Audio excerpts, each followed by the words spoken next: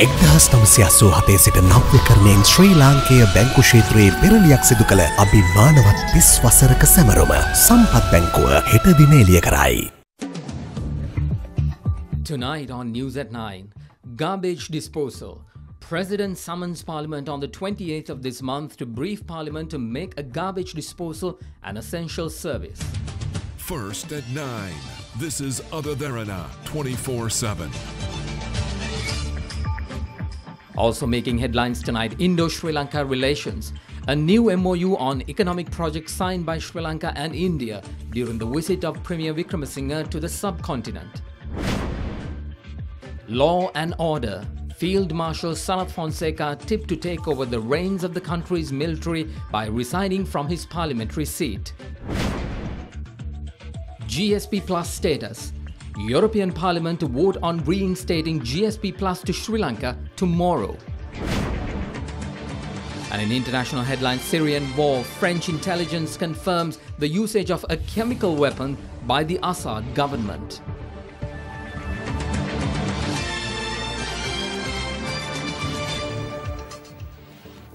Good evening, Mahesh Johnny with Derana 24/7. Tonight we begin with the garbage issue. Following the decision to make garbage disposal by all local authorities an essential service, President Maithripala Sirisena today summoned a special parliamentary session for the 28th of this month to inform the decision.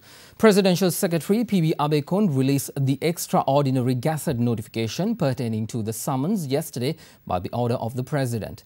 Last week, the head of state issued a special Gazette notification declaring all steps taken by any local authority towards waste disposal, including clearance, collection, transportation, temporary storage, processing and other activities as essential services.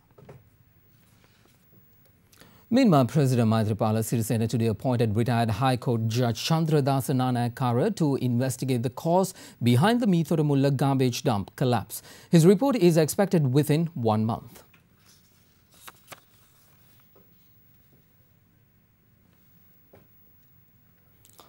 There was a further relief to the victims of the Meethoramulla disaster today as 11 families in rental houses which were destroyed were granted compensation at the Kolonnawa Divisional Secretariat. 11 families received 300,000 rupees each as their rental homes were destroyed in the garbage heap collapse. 250,000 rupees of the sum has been allocated for furniture while 50,000 rupees is given as rent. The monthly allowance of 50,000 rupees originally planned to be paid for 3 months was decided to be paid in one installment to victims with complete property damage. In consideration of issues arising during property rental processes, the government decided to pay 150,000 rupees at once. Today, soil samples were also taken from the Meethoramulla dump for research by the Central Engineering Consultancy Bureau.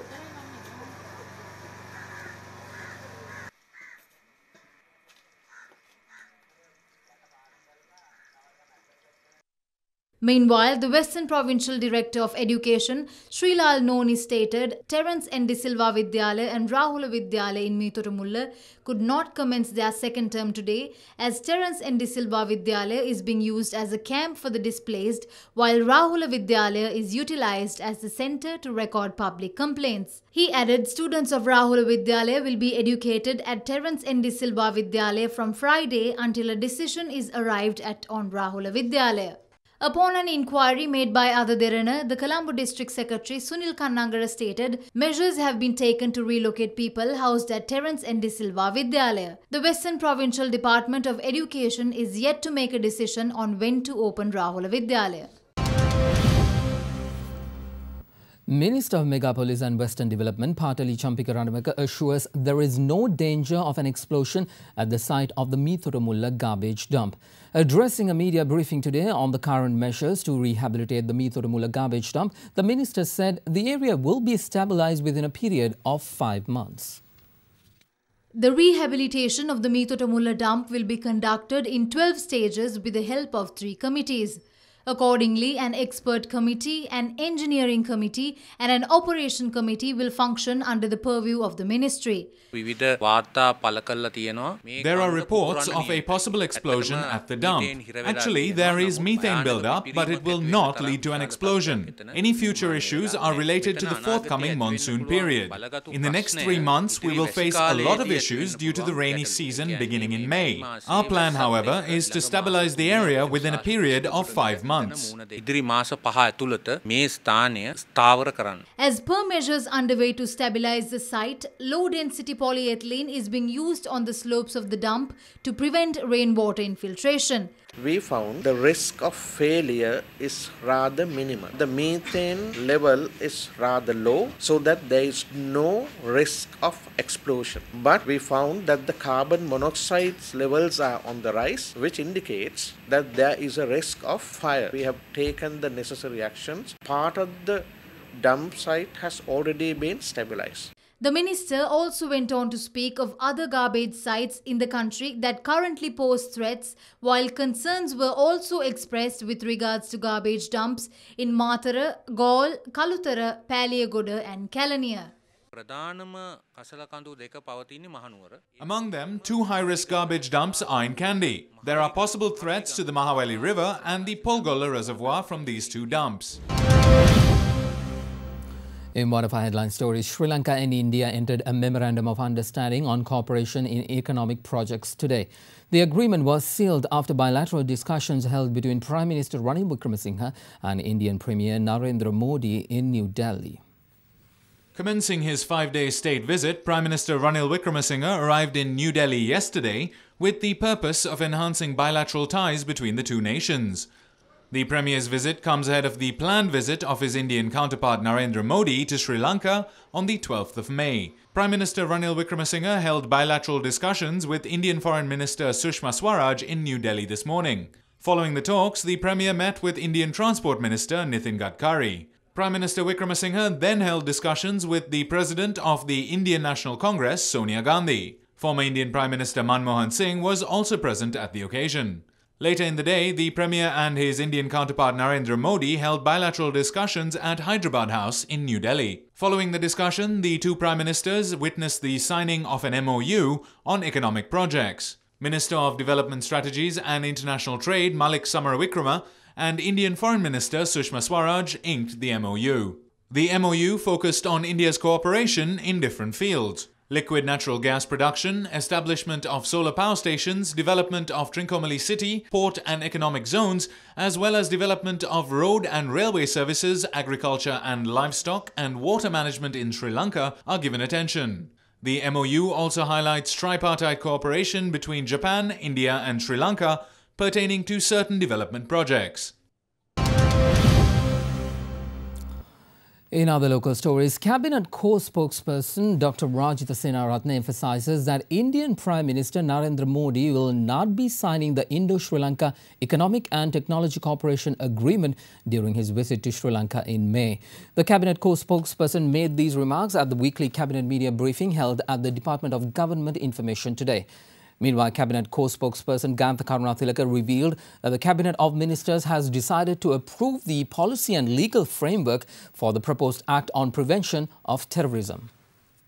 After taking the views of the Defence Secretary and other ministers into consideration, the Prime Minister presented the policy and legal framework for the proposed Act on Prevention of Terrorism. The Cabinet of Ministers approved the framework and instructed to draft the proposed Act accordingly.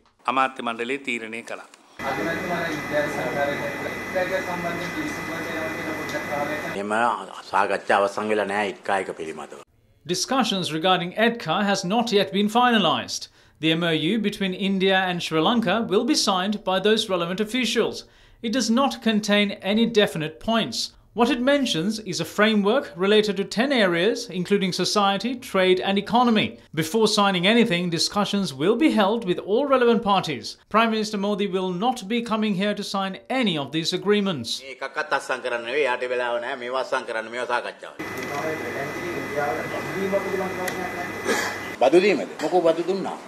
What would happen if we do give it on lease? These are oil tanks which India is operating at the moment, and these are ones we claim as ours and don't use anyway. I asked the Cabinet yesterday, what have we done with these oil tanks after keeping them for 100 years? These will not be handed over to anybody. Some of these oil tanks will be operated as a joint venture, while the rest will be given on lease for 50 years. කොටසක් joint venture එක. කොටසක් ඒගොල්ලන් lease out කරනවා. අවුරුදු 50කට. It was a collective decision by the Minister of Environment and all the environmentalists to select Muturajavela and Dompe as suitable locations. Although they describe Mitoramulla as ancestral land, it is reduced to just Mitoramulla when it comes to garbage. Their federalism is just limited to roadside chat. Minister of Higher Education Lankan Rupee affirms the demands for the closure of SITEM is no longer valid as the court has already validated its existence. Minister Rupee made these remarks during a live program at the Rupawahini Corporation last night. It was represented by all the media institutes. No objections were forthcoming at the inception of SITEM by medical professionals, including professors, as well as the Medical Council. Subsequent to students passing their relevant examination to become doctors, the Medical Council refused them registration, prompting the students to go to court. Despite the court ordering the Medical Council to register these students, they have failed to do so. The students even volunteered for a licensing examination in a bid to resolve the issue. When the students were accused of lacking adequate clinical training, they agreed to a further 6 months of training. We are all aware only 20% of students who sit for the advanced level examination qualify for universities. There are instances where students with 3S passes qualify for universities from Mullaitivu. However, students with 2A passes and a B from Colombo do not qualify for universities. What about these children? The government will launch a medical faculty at the University of Wayamba this year, while similar will be done at the University of Ruhuna next year. How could SITEM possibly be closed when a court order has been issued validating it? Any violation of that order will be in contempt of court. As such, SITEM cannot be closed.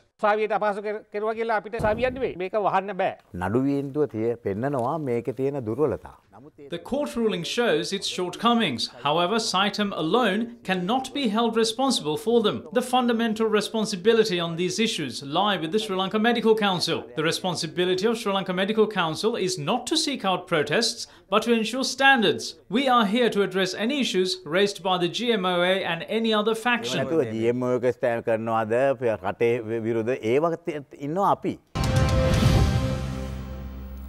In more local stories, W.B. Ganegala has been appointed as the acting chairman of the Ceylon Electricity Board. Power and Energy Minister Ranjit Siambalapitiya made this appointment following the resignation of Anura Vijayapala from the post today. Ganegala was one of the former chairmen to the CEB and also held the post of secretary to the Ministry of Media. Anura Vijayapala tendered his resignation this afternoon to Minister Siambalapitiya. He previously decided to resign from his post in March last year, claiming responsibility for several island-wide power failures. However, his resignation was rejected by Minister Siambalapitiya at that time.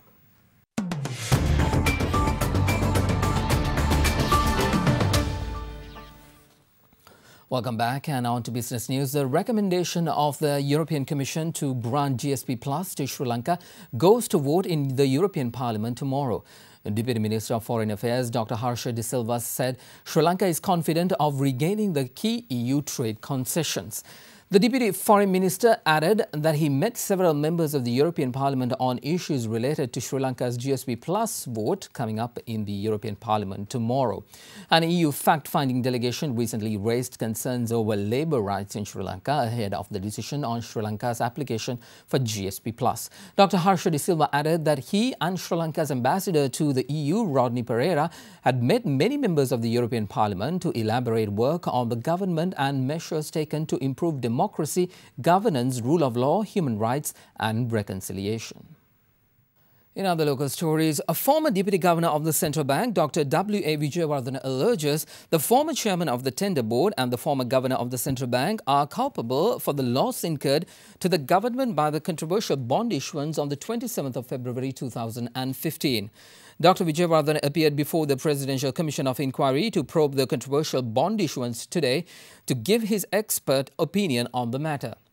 He was an advisor in the Pitipana Committee appointed by the Prime Minister in 2015 and a special advisor to the first scope inquiry into the bond issuance. Former Deputy Governor of the Central Bank, Dr. Wijewardena, said a loss of approximately 10 billion rupees was incurred to the government through the issuance of treasury bonds at an interest rate of 12.5% across 30 years. Responding to questions raised by commissioners, Dr. Wijewardena said by the time the auction was held on the 27th of February 2015, the Bank of Ceylon had ample liquidity and the Central Bank could have facilitated the funding requirement of the government through direct placement. Responding to questions on the former Governor of the Central Bank, Arjuna Mahendran's influence on the tender board, Dr. Wijewardena made evident that the former governor should not have exerted any influence and the ceiling of bids should have been decided by the Public Debt Department. In conclusion, former Deputy Governor of the Central Bank, Dr. W.A. Wijewardena, was put on the spot and was asked to give his expert view on the responsible parties in the loss incurred by the government. He held the former chairman of the tender board, P. Samarasiri, and former Governor Arjuna Mahendran responsible. He held the former chairman of the tender board accountable as he proceeded with the decision made by the former governor against the advice of fellow members of the board. Dr. W.A. Wijewardena cited lack of explanation by the former governor on his directive to accept bids up to 10.8 billion rupees when members of the tender board had suggested accepting bids only up to 2.6 billion rupees would be prudent as the failing of the former governor of the Central Bank, Arjuna Mahendran. In other business stories, Micro Holdings, a pioneer in Sri Lanka's automobile industry, has attracted investment from SK Group, a Fortune 500 company and the third largest multinational in South Korea, to the tune of $30 million. With the monetary investment being the first step in the tie-up between the two companies, a facility for vehicle assembly in Kurunegala is also being planned. As part of the strategic partnership, SK Group plans to integrate its EV battery technology with microcars. With this tie-up, Micro will aim to enter the automobile export market.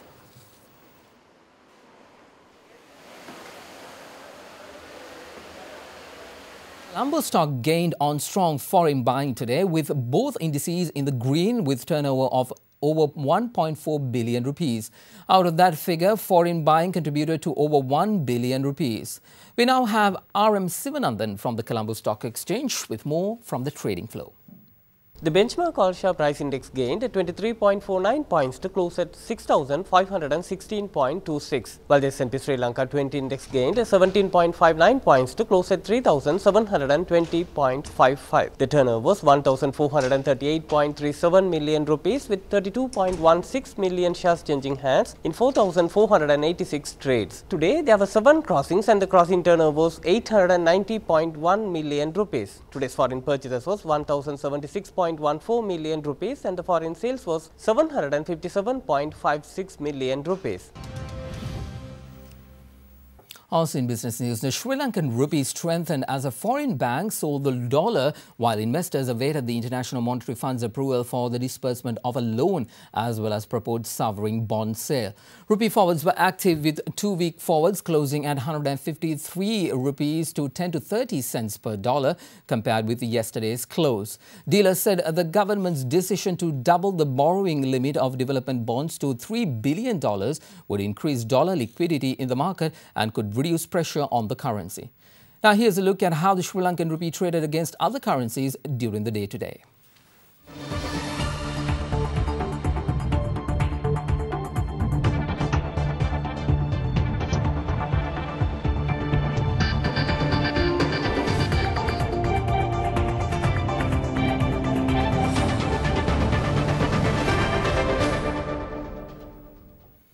Sri Lanka's economy grew at a slower rate of 4.4% in 2016 in comparison to 4.8% in the previous year. Central Bank says this was due to unfavorable weather conditions and sluggish global economic recovery. This was revealed in the 2016 Central Bank Annual Report, which was presented to Finance Minister Ravi Karunanayake by Central Bank Governor Dr. Indrajit Kumaraswamy today. The report also said a steady acceleration in quarterly growth was observed from the second quarter of the year amidst tightening fiscal and monetary policies. Well, taking you back to some local stories, one of our headline stories, Field Marshal Sarath Fonseca says he accepted the request of the President of taking the responsibility of handling the situation of distributing the essential services. In the cabinet meeting, the President asked me if I can head the new organization he will create to handle situations of disturbances to essential services. I replied that I do not oppose the suggestion. It is a suggestion of handling an extra responsibility while I'm in power as a minister. It is important for a government to carry out the essential services. If any political party is planning to disrupt the services by the state, it is necessary to tackle those efforts by any means.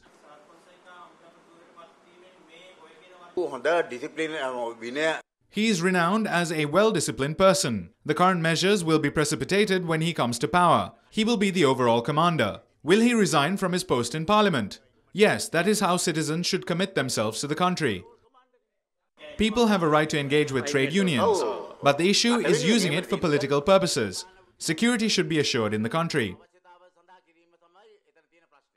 Was it the police which undertook such responsibilities in Sri Lanka? Prime Minister Dudley Senanayake and Bandaranaike used the army.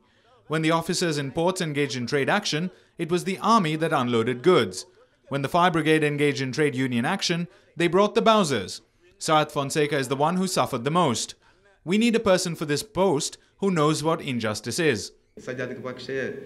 UNP always uses Sarath Fonseca when the party is in crisis. With this, there will be more protests demanding the freedom to protest. The government should remember what their mandate is. Therefore, if this government is trying to meddle with the protests of people, they will teach the government the same lesson which was taught to the previous government.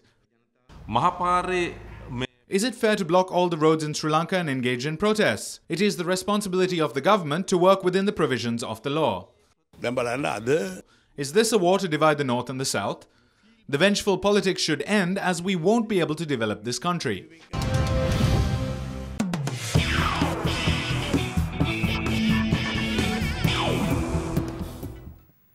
Welcome back. We begin with some football news. Chelsea restored a commanding 7-point lead at the top of the English Premier League with a 4-2 win against Southampton last night. Second-placed Tottenham Hotspur visit Crystal Palace tonight as they try to cut the deficit with their game in hand. Eden Hazard opened the scoring with a low drive to give the Stamford Bridge outfit the lead. Oriol Romeu equalised from close range, but Chelsea were to answer right on the stroke of half-time. Gary Cahill headed bravely to give Chelsea the lead, ignoring Diego Costa's overhead lash. Costa then added a second-half brace, taking his Chelsea tally to 51 goals. Southampton scored in injury time, which proved to be little consolation. 13th seed David Ferreira was upset by unseeded Kevin Anderson in the second round of the Barcelona Open. Although through to the third round are Alex Zverev, Yuichi Sugita and Dominic Thiem. South African Kevin Anderson beat the 13th seed David Ferrer in 2 sets, 6-3, 6-4. Yuichi Sugita came back from a first set loss to beat 9th seed Richard Gasquet 4-6, 6-3, 7-6.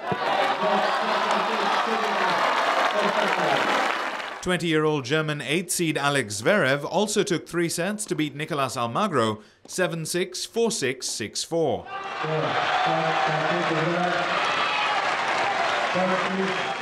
Fourth seed Dominic Thiem was clinical in his defeat of Britain's world number 42 Kyle Edmund 6-1, 6-4. The Austrian will face another British opponent, Dan Evans, in the third round.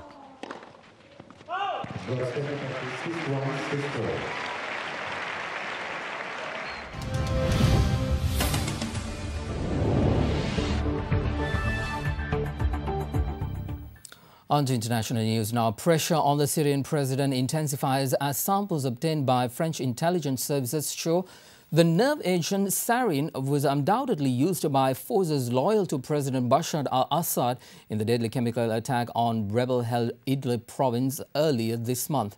French Foreign Minister made this revelation citing a declassified report while addressing media in Paris today.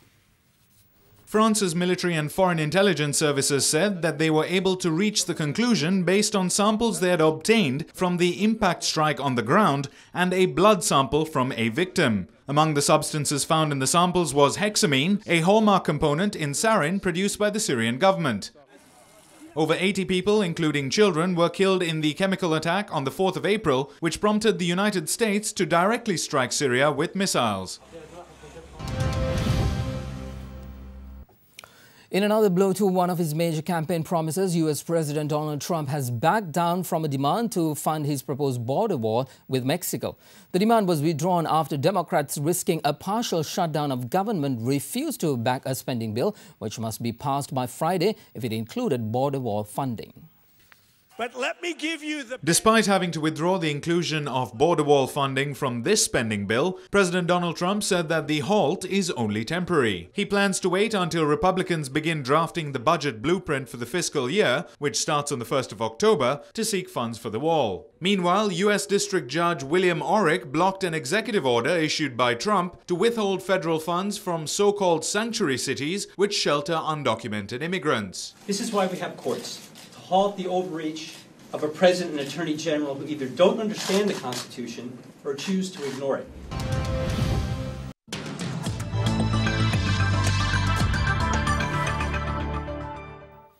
Here's your weather forecast for tomorrow. Mainly fair weather will prevail over most provinces. However, showers or thunder showers may occur at few places in the western Sambragamur provinces and Gaul and Mathura districts during the afternoon. Highest temperature can be expected in Trincomalee at a staggering temperature of 36 degrees Celsius, whilst the lowest can be expected in Nuwara. Temperature in Colombo might rise up to 33 degrees Celsius tomorrow.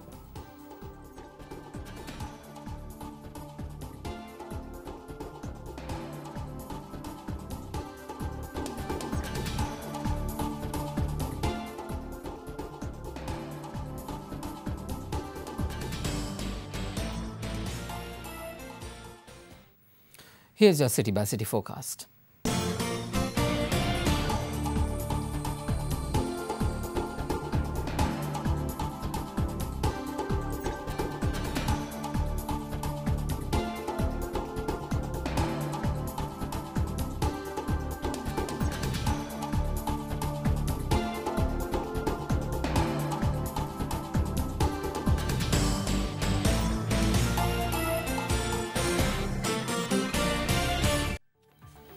Well, that is a part of your world tonight right here on Other Derana 24/7. Tonight, before we end, we take you to the Royal Botanical Gardens in Peradeniya, which is renowned for its collection of orchids. The garden includes more than 4,000 species of plants, including spices, medicinal plants and palm trees. Other Derana News at 9 will return tomorrow at the same time. I'm Mahesh Johnny. Good night.